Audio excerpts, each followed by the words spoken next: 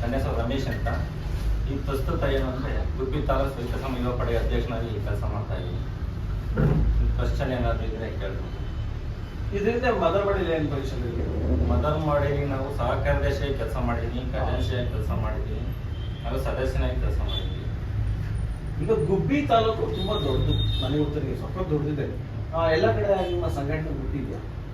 ಇಲ್ಲ, ಸಂಘಟನೆ ಎಲ್ಲ ನಾವು ಒಂದು ತಿಂಗಳಿಗೆ ಒಂದು ದಿವಸನಾದ್ರೂ ಹೋಬಳಿ ಮಟ್ಟಕ್ಕೆ ಭೇಟಿ ಕೊಡೋದಂಥ ಕೆಲಸನ ಮಾಡ್ತಾ ಇದ್ದೀವಿ. ತಿಂಗಳಿಗೆ ಒಂದು ಮಂಗಳವಾರ ನಮ್ಗೆ ಯಾವತ್ತು ಬಿಡುವಿಲ್ಲ ಆ ಒಂದು ದಿವಸನ ನಾವು ಹೋಬಳಿ ಮಟ್ಟಕ್ಕೆ ದಲಿತ ಸಮಾಜದಲ್ಲಿ ಹಿಂದುಳಿದ ಇರ್ತಾರೆ ಅಂದರೆ ಕಟ್ಟ ಕಡೆ ಶೌರಿಕ ಇರ್ತಾನೆ, ಅಂದರೆ ಇಲ್ಲಿ ಮನೆ ಹತ್ರ ಮಾಡ್ತಾ ಇರ್ತಾರೆ, ಇಲ್ಲ ಪೆಟ್ಟಿಗೆ ಅಂಗಡಿ, ಅಂದರೆ ಒಂದು ಸುಸಜ್ಜಿತವಾದ ಒಂದು ಸೆಲೂನ್ನ ನಿರ್ಮಿಸ್ಕೊಳಕ್ಕೆ ಆಗಲಿಲ್ಲ ಅಂತ ಇರ್ತಾರೆ. ಅಂಥವ್ರನ್ನ ಹುಡುಕಿ ನಾವು ಅವ್ರಿಗೆ ಕಿಟ್ಟನ್ನು ಕೊಟ್ಟಿದ್ದೀವಿ. ಮುಂದಿನ ಉದ್ದೇಶ ಏನು, ಇವತ್ತು ನಾವು ಈ ಪೊಸಿಷನಿಗೆ ಬಂದಿದ್ದೀವಿ ಅಂದರೆ ನಾವು ನಿಮ್ಮ ಥರನೇ ಎಲ್ಲ ಆ ಥರ ಅಲ್ಲಿ ಕೂರ್ತಿರ್ತೀವಿ. ಬಟ್ ಏನೋ ಒಬ್ರಿಗಿನ್ನ ಒಬ್ರು ಬೆಳೀತಾ ಇರಬೇಕು, ಒಬ್ರು ನೋಡ್ಕೊಂಡು ಒಬ್ರು ಬೆಳೀತಾ ಇರಬೇಕು.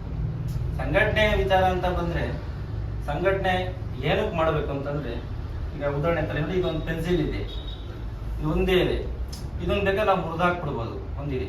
ಅದೇ ನೋಡಿ ಇಲ್ಲೊಂದು ಹತ್ತಿದೆ ಪೆನ್, ಇದೆಲ್ಲ ಇದೆ, ಇವಷ್ಟು ತಾಂಡಾಗ ನಾವು ಮುರಿಯೋದಕ್ಕಾಗೋದಿಲ್ಲ. ಇದು ಸಂಘಟನೆ ಬಲ. ಏನು ಅಂದರೆ ಒಬ್ಬ ನಾವು ಏನಾದರೂ ಒಂದು ಕ್ವಶನ್ ಮಾಡಿದಾಗ ಜನ ನಮ್ಮನ್ನು ತುಳಿದು ಬಿಡ್ತಾರೆ.